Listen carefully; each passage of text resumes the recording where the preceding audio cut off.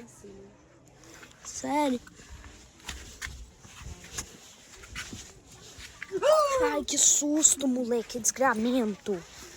Nossa, só não meto a mão na tua fuça porque eu não posso. Eu percebi. Oi.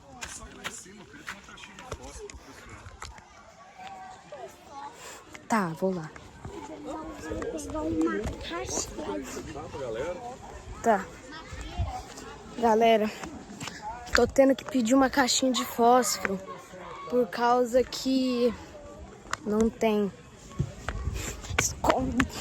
Roubaram nossa caixinha de fósforo. Espero que meu pai não ponha de novo o papel higiênico inteiro dessa vez. Ó.